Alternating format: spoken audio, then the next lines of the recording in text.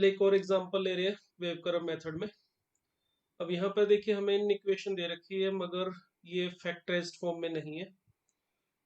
इसमें भी हमने ये बताना है कि ये जो जो फंक्शन है हमारा वो greater than equal to zero कहाँ पर है, नॉन नेगेटिव कहाँ पर है।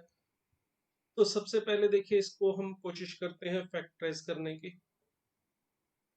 तो फैक्टराइज करने के लिए ऊपर नोमिनेटर में से देखिए अगर मैं एक्स स्क्वायर कॉमन निकाल लूं तो मुझे यहाँ पर एक्स स्क्वायर माइनस 3x+2 ये मिलेगा। और नीचे अगर हम देखें यहाँ पर हमें मिलेगा इसके फैक्ट ये x square minus x minus 30। अब अगर इसको फैक्टराइज करें तो x square as it is, इसके फैक्टर हमें मिल जाएंगे x-1 एंड x-2। इसी तरह से अगर डिनोमिनेटर को फैक्टराइज करें तो x-6 एंड x+5 ये इसके फैक्टर मिलेंगे हमें, x-6 एंड x+5। और ये greater than equal to zero हमें पता करना है। तो इसके लिए देखिए यहाँ पर अब हमने इसको फैक्टराइज कर लिया है, हमें साफ पता चल रहा है कि कहाँ पे हमारा नोमिनेटर जीरो बन रहा है, कहाँ पे डिनोमिनेटर जीरो बन रहा है। और सब जगह पे x की जो हाईएस्ट पावर के कोफिशिएंट है वो भी हमने देख लिया है कि पॉजिटिव है। अब अगर हम इसको पता करना चाहे कहाँ पर पॉजिटिव है कहाँ पर नेगेटिव है तो उसके लिए देखिए हम सबसे पहले एक कर्व बनाएंगे। उसके लिए स्टेप नंबर 1 होगा हमारा, जो भी वैल्यूज नोमिनेटर को जीरो बना रही है और डिनोमिनेटर को जीरो बना रहे हैं उनको रियल नंबर लाइन पे नोट करना। देखिए डिनोमिनेटर में से एक तो मिल रहा है -5 और इसके बाद हमारे पास नोमिनेटर में से एक मिलेगा जीरो उससे बड़ी वैल्यू, उसके बाद मिलेगा 1 2 एंड 6। तो ये हमारे पास 6 पॉइंट्स यहाँ पे रियल नंबर लाइन पे मिलेंगे। अब इसमें देखिए जहाँ पे डिनोमिनेटर जीरो बनता है वो पॉइंट्स आपको बताए थे हमने लेने हैं ओपन इंटरवल में। तो एक तो 6 और एक -5, ये दो वैल्यूज जो है ये ओपन इंटरवल में आएंगी।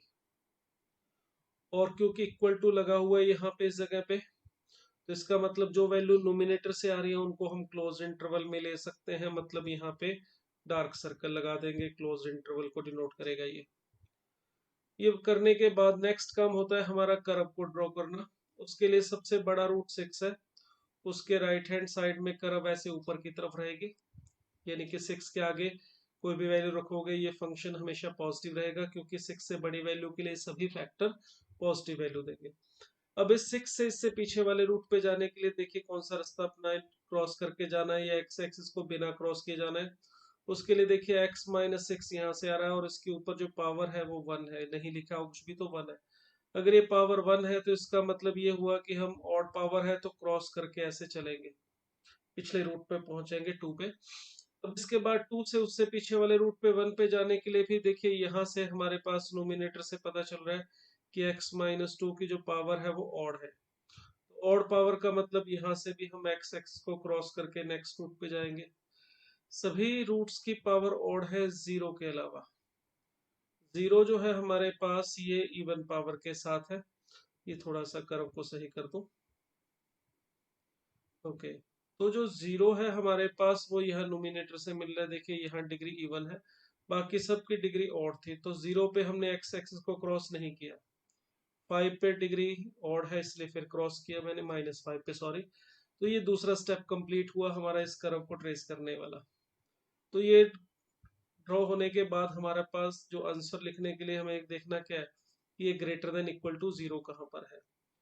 तो इसके लिए देखिए ग्राफ एक्स एक्सिस के ऊपर कहाँ पर है और उसको टच कहाँ करता है। तो उसके लिए देखिए यहाँ इस रीजन में ग्राफ एक्स एक्सिस के ऊपर है, फिर यहाँ पर है और यहाँ पर है। इसके अलावा इस एक पॉइंट पे ये ग्राफ डार्क सर्कल बना रहा है, यानी कि इस जगह पर जीरो पे x is equal to zero पर एफ एक्स की वैल्यू जीरो हो रही है। एफ एक्स मैं इसको बोल रहा हूँ जिसके बारे में हमें पता करना है कि कहाँ पर greater than equal to zero है। तो इसको देखने के बाद बस फाइनल आंसर लिखना है, हमें और कुछ नहीं करना है। Greater than equal to zero कहाँ पर होगा, पहले ये पहला टुकड़ा माइनस इनफाइनाइट से लेके -5, इस इंटरवल में ये जीरो से बड़ा होगा। उसके बाद ये डार्क सर्कल वाला पॉइंट एक ही पॉइंट है, सिर्फ जीरो, क्योंकि इसके लेफ्ट और राइट साइड में -5 से जीरो या 0 से 1 के बीच में तो ये नेगेटिव है, मगर x is equal to zero पर इसकी वैल्यू जीरो बन रही है। उसके बाद नेक्स्ट हमारे पास इंटरवल है 1 से लेके 2, जिसमें दोनों पॉइंट्स 1 और 2 पे close interval, and the last interval is 6 to infinite. तो देखिए ये हमारे पास इस क्वेश्चन का आंसर मिल गया। हमें ये पता चल गया कि इस इंटरवल में ये हमारा एफ एक्स जो है वो 0 या 0 से बड़ा होगा, नॉन नेगेटिव होगा। क्लियर? चलिए ये क्लियर हो गया होगा। एक एग्जांपल और ले रहा हूं मैं। इस एग्जांपल में देखिए यहाँ पर मेरे को फैक्टर तो बनाने जैसे लास्ट वाले एग्जांपल में बनाने थे, मगर अभी मैं सीधा फैक्टर बना लूं उससे कोई फायदा नहीं होने वाला है, क्योंकि यहाँ पर 0 नहीं है। और इस रूल को अप्लाई करने के लिए राइट हैंड साइड में यहाँ पर 0 का होना जरूरी है। तो एक तो यहाँ 0 चाहिए, दूसरी बात ओवरऑल सारा फैक्टराइज्ड फॉर्म में होना चाहिए। तो अगर आप सोचे कि इन दोनों को पहले मल्टीप्लाई कर ले, फिर उसके बाद 5 को लेफ्ट साइड में ले जाके फिर दोबारा फैक्टर बनाए, तो उससे हो तो जाएगा मगर वो काफी लेंथी होगा। उसका कारण जब आप इन दोनों को मल्टीप्लाई कर लेंगे वो बाई क्वाड्रेटिक इक्वेशन मिलेगी, फिर उसे फैक्टराइज करने में थोड़ा समय ज्यादा लगेगा। तो इसमें ऐसे सीधा फैक्टराइज करने की बजाय अगर आप थोड़ा ध्यान से देखें इस इक्वेशन को, तो आपको इसको ऐसे मल्टीप्लाई करने की जरूरत नहीं पड़ेगी। देखिए ध्यान से, इसमें ये जो हमारे पास एक्स स्क्वायर प्लस 3x है ये दोनों में सेम है, तो इससे आप इसे थोड़ा आसानी से कर सकते हो अगर ये कॉन्सेप्ट, ये जो पॉइंट आपको पकड़ में आ गया हो। इसे सिंप्लीफाई करने के लिए मैं क्या कर रहा हूँ, एक्स स्क्वायर प्लस 3x जो है इसे एक बार मैं y लिख लेता हूँ, y z t, जो भी आप इच्छा हो लिखना चाहे लिख सकते हैं। तो ये जो इक्वेशन है हमारी ये बन जाएगी हमारी y plus 1 into y minus 5 sorry 3 greater than equal to 5। अगर आप इन दोनों को मल्टीप्लाई करें तो मिलेगा y square minus 3y plus y minus 3, और ये 5 को भी आप लेफ्ट साइड में ले आएंगे तो -5 हो जाएगा, ग्रेटर देन इक्वल टू 0। ये हमें मिल रहा है देखिए y square minus 2y minus 8 greater than equal to 0। ये देखिए फैक्टराइज अब आराम से हो रहा है, ये क्वाड्रेटिक है और इसके फैक्टर आप बनाना चाहे तो बन जाएंगे y minus 4 into y plus 2। उम्मीद है ये फैक्टराइजेशन आप अपने आप समझ सकते हैं कैसे हुआ है, क्योंकि एक एक छोटे छोटे स्टेप्स तो आपको मैं लिखवाऊंगा तो समय ज़्यादा लगेगा, तो ये तो आप समझ गए होंगे कि इससे ये फैक्टराइज कैसे हुआ है। हमारे पास जो y था उसे मैं अगर यहाँ वापस रख दूं तो y था हमारा एक्स स्क्वायर प्लस 3x, और ये -4 एज इट इज, और इसी तरह से यहाँ पर भी ये x square plus 3x plus 2 as it is. अब इसमें देखिए ये फिर आगे फैक्टराइज किया जा सकता है, और इसके फैक्टर बनेंगे x minus 1 into x plus 4। ये मैंने इस फर्स्ट वाले को फैक्टराइज कर लिया है, आप चेक कर सकते हैं इसके फैक्टर बना के। इसी तरह से सेकंड वाले के फैक्टर बनाऊंगा तो x plus 1 into x plus 2 बनेंगे। फर्स्ट वाले के x minus 1 and x plus 4, next वाले के x plus 1 and x plus 2। अब ये चारों के चारों फैक्टर्स हमारे पास जो आ रहे हैं वो सिंगल पावर के साथ, यानी कि सबकी जो पावर है ऊपर वो 1 है, सब जगह पे डिग्री समझ लीजिए ऑड है। अब हमें इसका आंसर देना है तो इसके लिए सभी पॉइंट्स को मैं पहले ले रहा हूँ जहां पर ये 0 बन रहा है। सबसे छोटा पॉइंट था हमारा -4, उसके बाद -1 सॉरी -2, देन -1, और देन लास्ट इज 1। और ये सभी क्योंकि नोमिनेटर से आ रहे हैं, डिनोमिनेटर तो इसमें है ही नहीं, तो इसलिए इन सभी पॉइंट्स पे देखिए मैंने डार्क सर्कल यानी कि क्लोज इंटरवल लगाया है। सबसे बड़ा रूट जो है हमारे पास 1 है, और इसके राइट हैंड साइड में जो कर्व है वो एक्स एक्स से ऊपर होगी, क्योंकि सब जगह पे हमारे पास हाईएस्ट पावर का कोफिशिएंट पॉजिटिव है। अब हर जगह पे डिग्री भी ऑड है, तो इसलिए हर पॉइंट पे कर्व जो है वो एक्स एक्सिस को क्रॉस करके ही आगे बढ़ेगी, कुछ इस तरह से। अब ये सेकंड स्टेप भी कंप्लीट हो गया हमारा। अब लास्ट स्टेप रह गया आंसर को लिखना। तो किस इंटरवल में ये ग्रेटर देन इक्वल टू 0 होगा ये हमें बताना है। तो देखना है कि ग्राफ एक्स एक्सिस से ऊपर कहाँ पर है। तो ये दिखाई दे रहा है इस इंटरवल में माइनस इनफाइनाइट से -4, इस टुकड़े को देखो यहाँ पर एफ एक्स एक्स एक्स से ऊपर है, और ये वाला। तो हमारा आंसर होगा इसका मतलब -इनफाइनाइट से -4। उसके बाद नेक्स्ट इंटरवल है हमारा -2 से -1 and the last interval is 1 to infinite. तो इस तरह से हम बता सकते हैं कि ये फंक्शन कहाँ पर, ये पूरा जो वैल्यू है जो अपने को लेफ्ट साइड में दिया था ग्रेटर देन इक्वल टू 5 होगा, तो ये हमारा फाइनल आंसर है इस क्वेश्चन में। तो ये उम्मीद है क्लियर हो गया होगा। एक लास्ट एग्जांपल और लेते हैं जिसमें कुछ और नई चीजें ऐड कर रहे हैं। देखिए इसमें थोड़ा लॉग पढ़ा होगा आपने, तो मैंने log ऑफ x+2 भी लिया। अगर आपने लॉग नहीं पढ़ा है तो कोई बात नहीं, फिर लॉग पढ़ने के बाद इसकी प्रॉपर्टीज को जानने के बाद इस एग्जांपल को कर लीजिएगा। अगर आपने लॉग पढ़ा हुआ है तो अच्छी बात है। तो लॉग के लिए एक बात ये ध्यान रखनी होती है कि जो लॉग होता है हमारा वो तभी डिफाइन होता है जब जिस नंबर का लॉग लिया है वो नंबर पॉजिटिव हो। लॉग का बेस जो होता है वो ग्रेटर देन 0 होना चाहिए और बेस 1 नहीं हो सकता।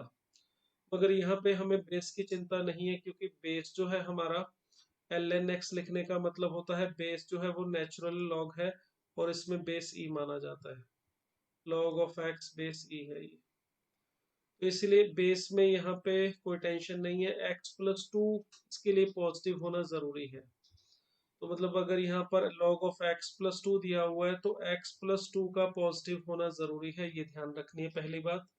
अगर x+2 नेगेटिव होगा तो log डिफाइन नहीं होगा, तो इससे इन इक्वेशन का कोई मतलब नहीं बन जाएगा अगर ये चीज डिफाइन ही नहीं है। तो ये ध्यान रखना है x हमारा -2 से बड़ा ही रहेगा, मतलब आप -2 से पीछे तो जा ही नहीं सकते, वहां पर इसके आंसर के लिए लिखने का कोई मतलब नहीं होगा क्योंकि वहां पर ये डिफाइन ही नहीं है।